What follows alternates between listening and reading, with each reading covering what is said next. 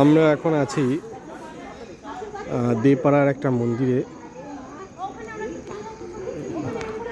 এখানে যে এত সুন্দর একটা জায়গা আছে, এই বর্ধমান থেকে খুবই কাছে, হলদি দেপাড়া যেটা বলা হয়। এই যে খুব সুন্দর একটা মন্দির।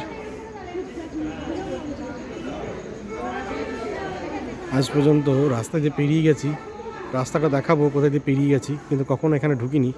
আজ এই প্রথম পিকনিক করতে এসে, এই হলদিতে পিকনিক করতে এসে আমরা ঢুকছি। জায়গাটাও খুব সুন্দর। জায়গাটাতে দেখো আম গাছ, সবেদা গাছ একদম ভর্তি। এই যে দেখতে পাচ্ছ কত আম গাছ আছে, সবেদা গাছ আছে। আর এখানে ঠাকুর আছে, মানে একটা মন্দির দালান। শীতলা মা আছে, দুর্গা মা আছে, সরস্বতী মা আছে। জায়গাটা দেখো কত সুন্দর। এই যে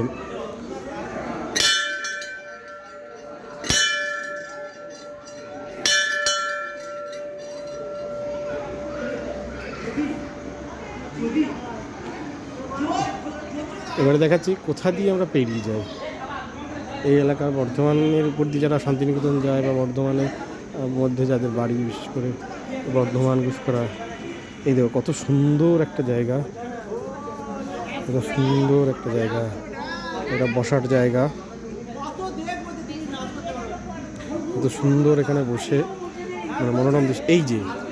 এই যে রাস্তাটা দেখা যাচ্ছে, আমরা এই রাস্তার উপর দিয়ে বেশিরভাগ সময় পেরিয়ে যাই বর্ধমানে যখন যাই, বা বর্ধমান থেকে কেউ যখন বোলপুরের দিকে যায়, শিউরির দিকে যায়।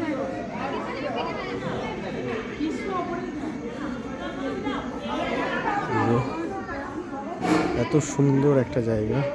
এখানে মা সরস্বতী আছে, এই যে মা সরস্বতী।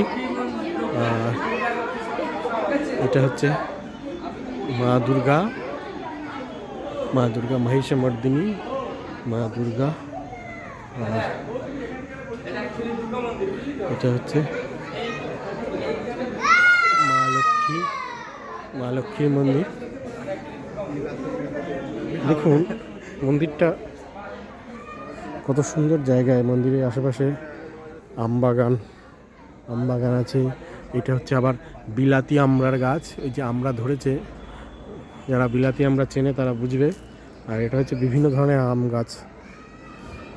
সামনেই আমের সিজন। এদের কত সুন্দর নকশা করা।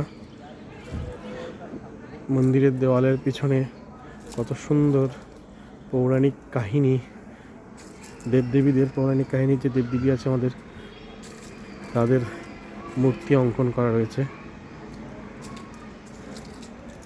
এই দেখুন, যারা আসতে চান একদম হলদি দেপাড়ার রাস্তা দিয়েই মন্দিরটা দেখতে পাবেন, কিন্তু বুঝতে পারবেন না ভেতরে না আসলে পরে যে কত সুন্দর জায়গাটা। এই দেখুন, আর এই হচ্ছে লেবু গাছ।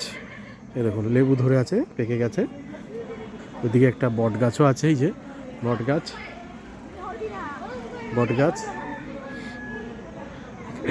এখানে আমড়া গাছও আছে। যারা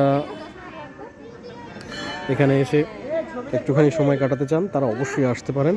খুব সুন্দর জায়গা, এখানে সত্যি খুব সুন্দর জায়গা। সবার ভালো লেগে যাবে।